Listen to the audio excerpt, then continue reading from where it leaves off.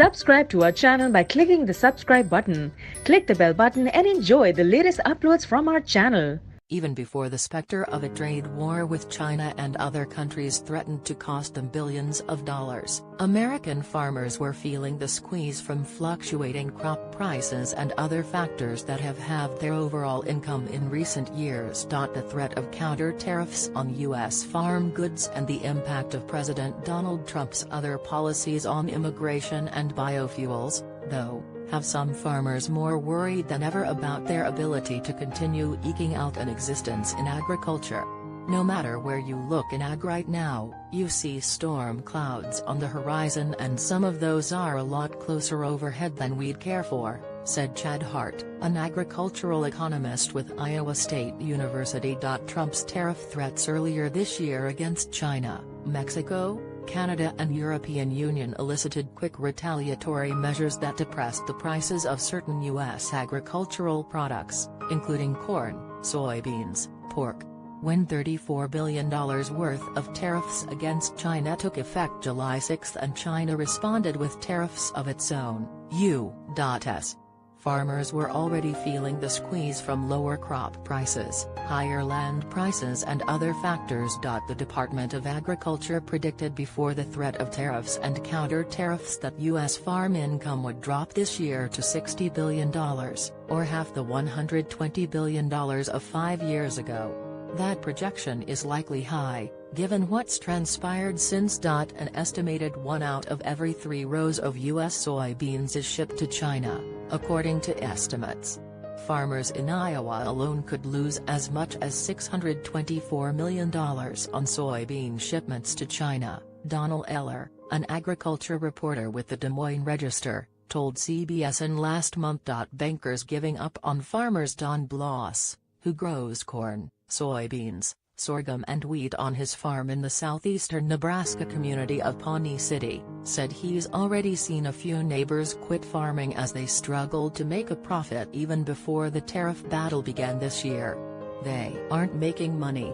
One has said the banker is giving up on them, said Bloss. John Weber, who raises pigs and grows corn and soybeans with his son about 100 miles northeast of Des Moines, near Dysart, said many farmers' budgets were already tight going into this growing season and the impact of tariffs has made it worse.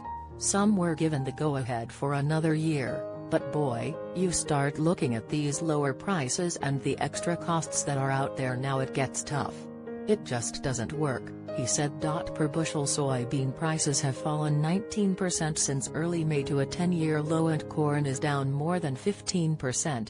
At current prices, most farmers lose money on corn, soybeans and pigs. U.S. pork producers stand to lose more than $2 billion per year because of plunging hog futures prices, the result of the Chinese retaliatory tariffs, according to Iowa State University economists' projections. That means less income for pork producers and, ultimately, some of them going out of business, said Jim Heimerl, a pig farmer from Johnstown, Ohio, and president of the National Pork Producers Council, an industry trade group. Agriculture Secretary Sonny Perdue has promised that Trump will restore farmer profitability, but he hasn't specified how, and some economists are skeptical that the administration can come up with the billions of dollars necessary to cover losses. If this continues and the USDA does not discover a way to helicopter in and drop buckets of cash into the Corn Belt this fall, then I would not be surprised if there are tractor parades going to D.C. at some point in the next year, said Scott Irwin, University of Illinois agricultural economist. Immigration impact. There's no sign of a quick resolution to the trade dispute. The U.S. and China have threatened to impose 25% tariffs next week on $16 billion of each other's goods. And on Tuesday, Trump announced plans to impose 10% tariffs on an additional $200 billion in Chinese imports by the end of August. China said it would retaliate, leaving even more U.S. farm products at risk. Meanwhile, Trump's hardline immigration policies have been making it even harder to recruit workers for pork producers, who have historically relied on immigrants for a third of their workforce. The industry had been planning a rapid expansion due to growing export demand from China and Mexico, but the trade dispute and spring immigration raids on a Tennessee meat packing plant and an Iowa concrete plant have worried pork producers. Skilled and unskilled foreign workers